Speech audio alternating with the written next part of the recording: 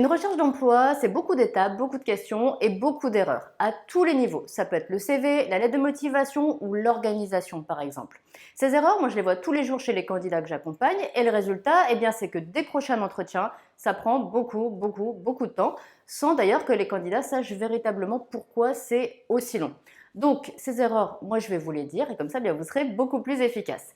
Erreur numéro 1, ça va être d'utiliser le même CV pour des démarches différentes. Ça, c'est pas possible. Pourquoi? Parce que le recruteur, quand il reçoit votre CV, il doit se dire que ce que vous cherchez, ça correspond exactement à ce que lui aussi recherche. Et donc, forcément, après ça, il vous propose un entretien.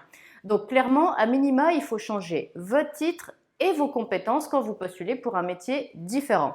Erreur numéro 2, finalement, ça suit à peu près l'erreur numéro 1, c'est d'utiliser la même lettre de motivation à chaque fois. Ça, c'est pas possible parce que dans la lettre de motivation, il faut adapter vos compétences aux besoins du poste, donc ne pas répéter de lettre en lettre les mêmes compétences parce que c'est pas la même offre d'emploi, et également adapter ce que vous allez dire par rapport à l'entreprise parce que une lettre de motivation, c'est bien pour faire ressortir sa motivation et motivation notamment par rapport à l'entreprise. Donc forcément, vous devez changer justement vos arguments à chaque fois. Erreur numéro 3, ça va être de faire des copier-coller de votre lettre de motivation dans le mail de candidature. C'est pas possible, c'est pas la même chose. Le mail de candidature, c'est un format qui est très court. La lettre de motivation, c'est un format qui est beaucoup plus long, qui tient sur une page, qui est développé. Donc, ça n'a rien à voir. Et si vous mettez énormément de texte dans votre mail de candidature, déjà, c'est quasiment sûr que ce ne sera pas lu. Et finalement, les bons arguments qu'il y avait dans votre lettre de motivation et que vous avez utilisés pour votre mail de candidature, eh bien, le recruteur va passer à côté. Donc ça, clairement, c'est dommage. Erreur numéro 4, ça va être d'utiliser des arguments négatifs. Exemple, même si je n'ai pas beaucoup d'expérience au poste 2, je tiens à vous proposer ma candidature. C'est pas possible, une candidature, ça doit vous mettre en avant. Donc on enlève tout ce qui peut être négatif, absolument. Erreur numéro 5, oubliez vos compétences transférables ou vos soft skills, donc les compétences comportementales.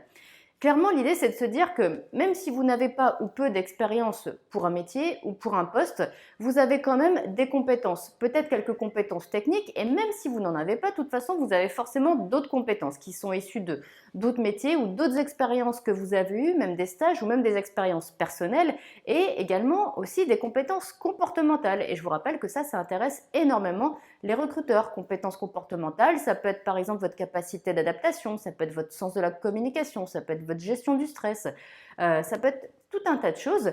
Et en tout cas, ce qu'il faut se dire, c'est qu'il faut absolument utiliser ces compétences et les mettre en avant dans votre candidature. Erreur numéro 6, manquer de régularité et arrêter trop tôt de candidater. Clairement, une recherche d'emploi, c'est long, on le sait. Il y aura des moments de découragement, c'est tout à fait normal. Mais surtout, il ne faut pas s'arrêter. Si vous vous arrêtez, vous êtes sûr qu'il ne va rien se passer. Et aussi, il faut être régulier. Ça ne suffit pas de se donner à fond, par exemple, pendant 2 semaines ou pendant un mois, et après, vous baissez les bras pendant un mois, et puis vous recommencez pendant un mois. Ça ne marche pas. C'est un peu finalement comme un sport. Il faut s'entraîner régulièrement pour être de plus en plus fort, de plus en plus efficace et atteindre l'objectif. Vraiment, le parallèle, il est très bon parce que ça fonctionne pareil. Donc, soyez réguliers, candidatez chaque semaine, même à petite dose. Il vaut mieux à petite dose plutôt que de s'arrêter et de recommencer quelques semaines ou quelques mois plus tard. Ensuite, erreur numéro 7, candidater uniquement en CDI. Je sais que c'est vraiment un type de contrat qui intéresse beaucoup de personnes, ou à l'inverse, par exemple, les personnes qui candidatent qu'en intérim ou qu'en CDD.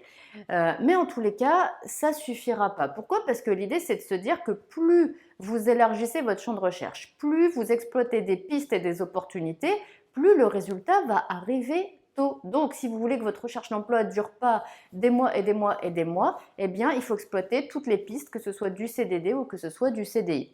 Erreur numéro 8, ne pas se renseigner sur l'entreprise. Je vous l'ai dit, par exemple, dans la lettre de motivation, il va falloir faire ressortir votre motivation. La motivation, ce n'est pas que par rapport au poste, c'est aussi par rapport à l'entreprise.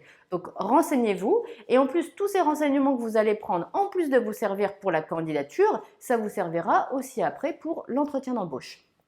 Erreur numéro 9, ne pas noter vos démarches. L'idée là, c'est de se dire que à chaque fois que vous faites une démarche, il faut la noter pour savoir ce que vous avez fait, pour ne pas risquer de faire 2 fois la même démarche, et aussi, s'il vous plaît, enregistrez les offres d'emploi auxquelles vous postulez, parce que comme ça, quand vous serez recontacté par rapport à une offre à laquelle vous avez candidaté, eh bien vous la retrouverez facilement, surtout qu'à ce moment-là, eh bien l'offre d'emploi, elle sera plus forcément en ligne.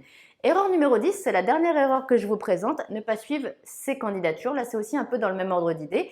Là, ce qu'il faut comprendre, c'est que une fois que vous avez candidaté, il faut tout de suite prévoir une relance. Tout de suite vous dire, tiens, là j'ai candidaté, par exemple, on est le 1er du mois, dans 15 jours, le 16, eh bien, si l'entreprise ne m'a pas recontacté, moi je la recontacte, je l'appelle pour savoir où en est ma candidature. Et il n'y a qu'en suivant vos candidatures que vous arriverez à faire ce travail-là.